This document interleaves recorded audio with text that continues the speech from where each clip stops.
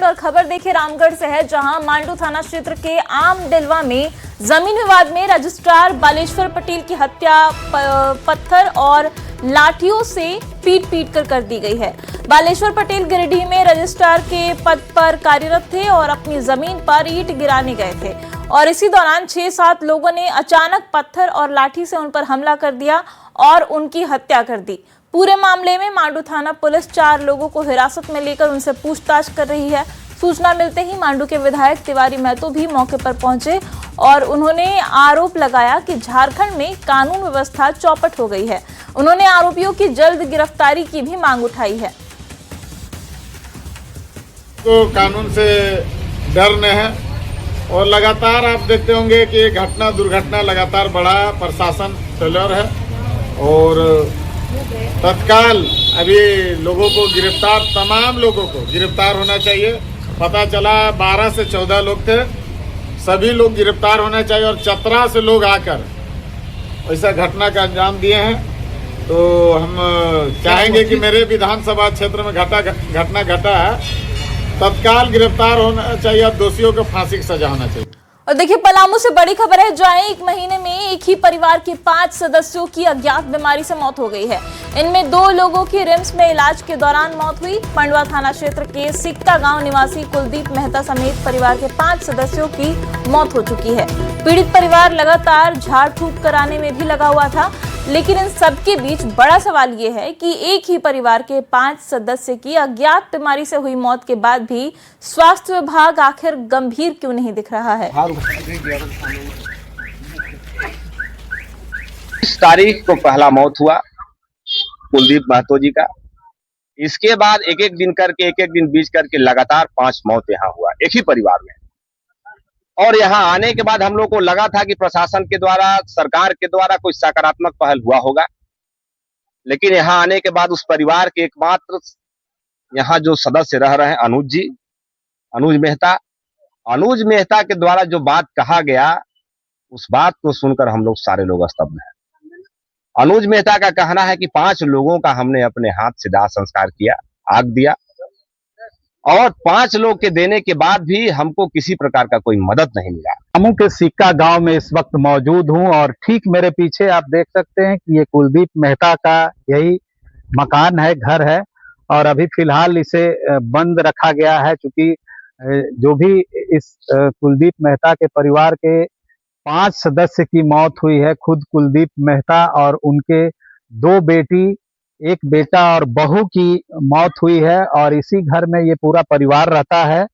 और आपको बता दूं कि फिलहाल जो 3 अन्य सदस्य हैं वो रिम्स में इलाजरत हैं और ये पूरा मामला शुरू होता है 2 सप्ताह पहले से और ये मौत का सिलसिला शुरू हो जाता है। और जैसा कि स्थानीय ग्रामीण बता रहे हैं कि पहले शरीर में दाग और अलग अलग चीजें शरीर में देखने को मिला कुलदीप मेहता के, और उसके बाद से शुरू हुआ मौत का सिलसिला और अब तक लगभग 5 लोगों की मौत हो गई है और 3 अन्य जो परिवार के सदस्य हैं उनका रिम्स में इलाज चल रहा है।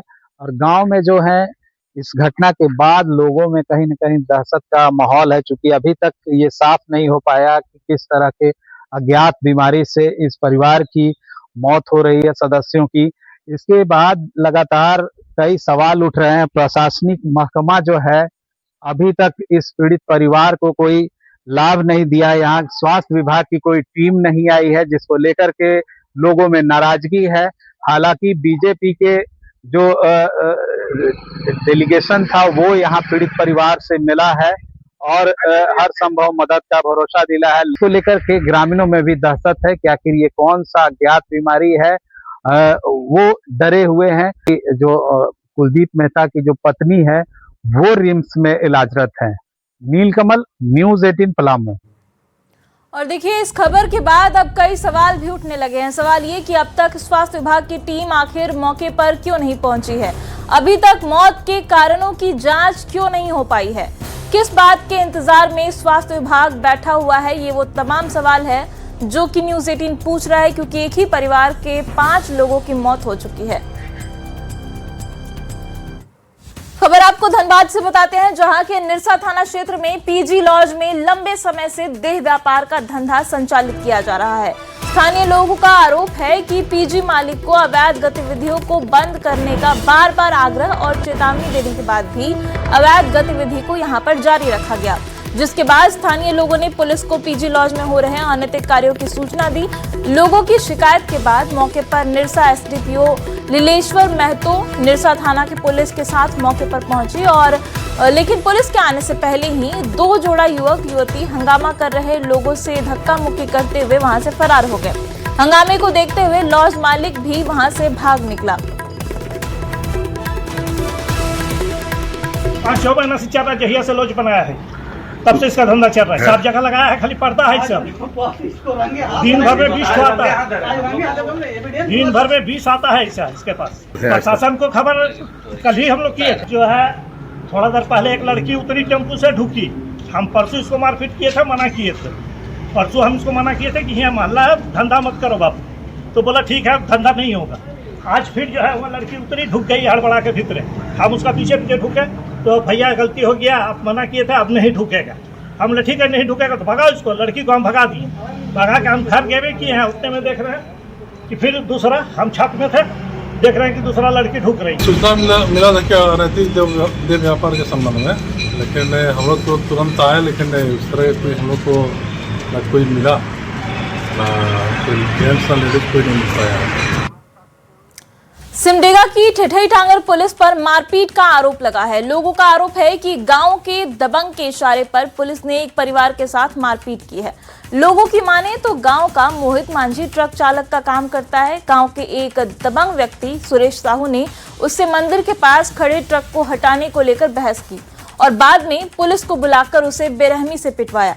घटना के दौरान शोर शराबा होने पर जब लोग जुटे तब पुलिस वाले मोहित के पूरे परिवार का नाम लिखकर चले गए। मामले की जानकारी मिलने पर प्रखंड प्रमुख ने पुलिस अधिकारियों को जानकारी दी, जिसके बाद डीएसपी हेडक्वार्टर मौके पर पहुंचे और मामले की जानकारी ली। उन्होंने दोषियों पर कार्रवाई का भरोसा दिया है।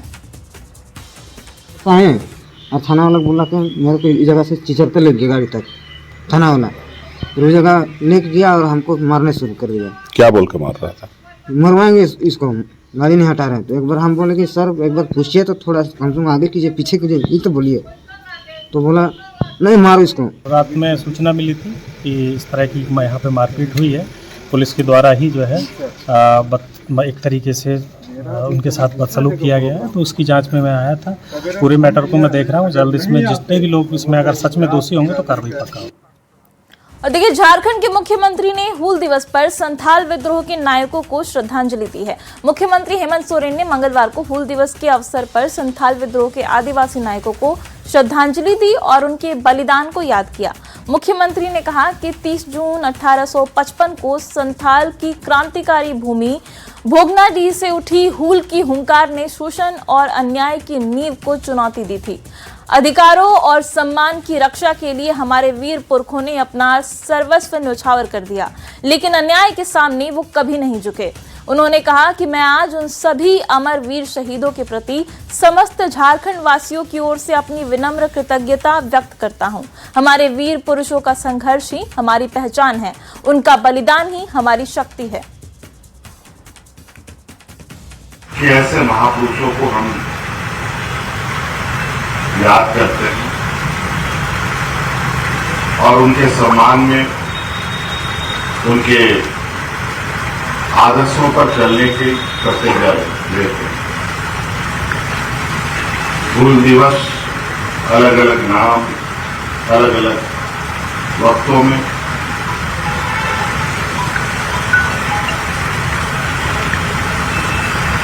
क्रांति की जो आज वो बुझती नहीं है और उसे बुझाया भी नहीं जा सकता। जब जब दमनकारी ताकतें आगे बढ़ेगी। रांची में अमर शहीद सिदो कान्हू को श्रद्धांजलि प्रदेश के आला नेताओं ने नमन किया। उन्हें श्रद्धांजलि देकर हूल दिवस पर झारखंड प्रदेश में कई कार्यक्रमों का आयोजन किया गया। राजधानी रांची में प्रदेश के आला नेताओं ने रांची में शहीद सिदो कान्हू को श्रद्धा सुमन अर्पित किए। इन नेताओं ने सन 1855 को संथाल में हुए हूल आंदोलन के नायकों को याद किया।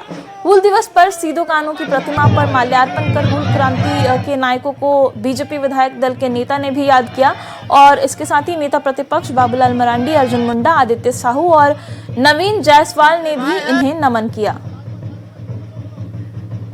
एक प्रकार से सीधो कानू, चांद भैरव और फूलो झानो के नेतृत्व में जो उस वक्त आंदोलन हुआ था, अंग्रेज को भी, वो लोग शहीद तो हुए लेकिन अंग्रेज को भी झुकना पड़ा था और वहाँ के लोगों की मांग को राज्य में चलने वाली सरकार ने उनके अधिकारों को छीनने का काम किया है और ऐसे महापुरुषों को जो आज हम श्रद्धांजलि देने का काम कर रहे हैं, वैसे लोगों के साथ उपहास उड़ाने का काम वर्तमान की सरकार ने किया है। आज सभी लोग हम लोग याद करते हैं कि अंग्रेजों के जमाने में जिस प्रकार से अन्याय अत्याचार इस राज्य में जुल्म का जो कहर ढाया जा रहा था, उसके विरोध में हमारे पूर्वजों ने लंबी आंदोलन लड़ी थी, जिसका नतीजा हुआ था कोई शहीद होना उनको पड़ा था। अपने जीवन की आहुति देकर हम सबको आज उन लोगों का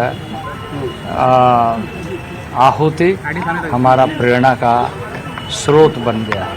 मैं उन्हें श्रद्धा सुमन अर्पित करता हूं और निश्चित रूप से आज हम प्रेरणा लेते हुए कि जो मौलिक बातें उन्होंने कहते हुए अंग्रेजी हुकूमत के साथ लड़ाई लड़ा, उसकी सार्थकता को हम समझते हुए आगे लगातार काम करते रहे और इस बात का ध्यान रखें कि उनके जो आहुति है वो बेकार ना हो और वो प्रत्येक जनमानस के जीवन में दिखाई दे। रांची के सीधो कानू पार्क में हूल दिवस के अवसर पर राज्य के कई नेताओं ने सीधो कानू की प्रतिमा पर माल्यार्पण कर उन्हें श्रद्धांजलि दी। इस दौरान सांसद महुआ माझी ने कहा कि हूल दिवस हर साल 30 जून को मनाया जाता है और ये दिन 1855 के संथाल विद्रोह की याद दिलाता है, जब संथाल परगना के भोगनाडीह गांव से अंग्रेजों और जमींदारों के अत्याचार के खिलाफ आंदोलन की शुरुआत हुई थी। हूल दिवस में हम सभी यहाँ हर साल माननीय मुख्यमंत्री जी के साथ हमारे पार्टी के सभी अधिकारीगण आते हैं और उनको हम लोग श्रद्धा सुमन अर्पित करते हैं सीधो कानू को। ये जो उन्होंने रास्ता दिखाया या झारखंड के बीच शहीदों ने जो रास्ता दिखाया, जिसमें बिरसा मुंडा, चांद भैरव, सीधो कानू और भी ऐसे बहुत सारे हमारे शहीद हैं और उनके दिखाए रास्ते पर चलकर हमारी पार्टी हम सभी आगे बढ़ रहे हैं। हूल दिवस है, उन हमारे शहीदों के प्रति हम लोग श्रद्धा सुमन अर्पित करते हैं, जिनके त्याग, तपस्या और बलिदान से आज यह हम लोग स्वतंत्र भारत में विचरण कर रहे हैं। 1855 का वह दिन जहां 10,000 से अधिक लोग उपस्थित थे और हमारे सिद्धू कानू, चांद भैरव, फूलो झानो ने उस क्रांति की ज्वाला को शहीद होकर और भी प्रज्वलित करने का काम किया। तो वहीं दुमका में हूल दिवस के अवसर पर सीधो कानू चौक स्थित उनकी आदमकद प्रतिमा पर कई राजनीतिक दलों के नेताओं ने जिला प्रशासन और सामाजिक संगठनों के साथ माल्यार्पण कर श्रद्धांजलि दी। कार्यक्रम में जेएमएम, बीजेपी और कांग्रेस के नेताओं ने हूल दिवस आंदोलन के महत्व को याद किया। नेताओं ने सीधो कानू के संघर्ष और उनके योगदान को प्रेरणादायक बताया। वहीं जिला प्रशासन ने भी लोगों को हूल दिवस की शुभकामनाएं देते हुए उनके आदर्शों पर चलने की अपील की। कि आज के दिन को लोग जरूर याद करें, जरूर मनाएं और उनके द्वारा जो कार्य किए गए हैं उन चीजों को याद करते हुए, उन अनुसरण करते हुए अपने जीवन को एक प्रेरणा के तौर पर, एक उनके द्वारा कार्य को जो उन्होंने किए हैं उसको अपने जीवन में लाने का प्रयास करें। और जिस तरह से आज आप लोग कह रहे हैं कि भारतीय जनता पार्टी बीजेपी की पूरे बैकफुट में आ गई है, ऐसे कोई बात नहीं है। हम लोग आंदोलन कर रहे हैं और जोर से आंदोलन करेंगे, क्योंकि आज की सरकार की जो गलत नीतियों का जो परचम लहरा रही है और यहाँ पर अवैध खनन पूरे जोर शोर से चल रही है। जो हूल दिवस पे दुमका के और झारखंड के सभी लोगों को हम जो अपनी शुभकामनाएं देना चाहते हैं। तो आज के दिन ही जो सिद्धू कान्हू जी का जो बलिदान जो था, जो उन्होंने जो अपना इस क्षेत्र की रक्षा के लिए उन्होंने जो कदम उठाए और अपनी प्राणों से भी उन्होंने जो बलि देने का जो काम किया, इनके बलिदान के चलते ही ये क्षेत्र कहीं ना कहीं इसमें आगे बढ़ा और अंग्रेजों से मुक्ति। और अब बात करते हैं एसआईआर की। रांची समेत राज्य भर में एसआईआर की प्रक्रिया आज से शुरू हो गई है। इस प्रक्रिया के तहत राज्य भर के तमाम बूथों पर वाजिब और वास्तविक मतदाताओं के नाम के साथ ही नई सूची भी तैयार करनी है। रांची के हटिया विधानसभा क्षेत्र की बात करें तो आज सुबह 10 बजे से बूथ संख्या 105 से 109 तक बीएलओ पूरी तरीके से व्यस्त नजर आए। उन्होंने बताया कि आज से 29 जुलाई तक एसआईआर की प्रक्रिया चलेगी। इसमें सभी मतदाताओं को एक फॉर्म भरना है। हालांकि आज सभी बूथों पर पार्टी के पोलिंग एजेंट यानी कि BLA 2 के साथ बीएलओ की बैठक की गई और इसके पीछे मकसद ये है कि सभी राजनीतिक दल अपने पोलिंग एजेंट के माध्यम से संतुष्ट हो जाए कि बूथों पर उनके वास्तविक मतदाता का नाम छूटा तो नहीं है। साथ ही ये भी चेक हो जाएगा कि उनके एसआईआर की प्रक्रिया भी पूरी हो चुकी है। राजधानी रांची समेत राज्य भर में एसआईआर की प्रक्रिया आज से शुरू होने जा रही है। यह प्रक्रिया 30 जून से यानी आज से 29 जुलाई तक चलेगी। तमाम बूथों पर इस समय आपको जितने भी आपको बीएलओ हैं उनकी बैठक आज हो रही है BLA 2 के साथ, जो कि पार्टी के पोलिंग एजेंट हैं। साथ ही हम इस समय बता दें कि आपको हटिया विधानसभा के बूथ संख्या 105, 106, 107, 108, 109 पर हैं। तमाम हमारे साथ देख सकते हैं कि यहाँ पर बीएलओ बैठे हुई हैं और एसआईआर की प्रक्रिया चल ही रही है। लेकिन आज का दिन क्या खास है और आज जो BLA 2 यानी पोलिंग एजेंट के साथ जो बैठक है उसमें क्या कुछ खास रहेगा, सीधे बात करेंगे। आज 3 जून से 30 जून से 29 जुलाई तक 2026 उम्मीनेशन गन्ना फॉर्म आज से बांटा जा रहा है, जिसमें कि जिसका एसआईआर हो गया है उनका भी फॉर्म भरेंगे और जिसका नहीं हुआ है उसका भी फॉर्म भरेंगे। इसमें क्या कोई आज जो फॉर्म भरा जाएगा अनीता जी, तो क्या इसमें कोई डॉक्यूमेंट भी देना है? डॉक्यूमेंट तो अभी नहीं देना है। नहीं देना है? नहीं। तो डॉक्यूमेंट क्या उन्हें देना है जिनका अनमैप्ड है? नहीं, अभी नहीं। अभी नहीं, अभी उसके विषय में कुछ नहीं बताया गया है। जिन्होंने अभी तक मैपिंग नहीं कराई है उनको देना है 11 में से कोई एक डॉक्यूमेंट। वो कब देना है? एन्यूमरेशन फॉर्म भरने के बाद, इस कार्य के बाद में उनको डॉक्यूमेंट लिया जाएगा।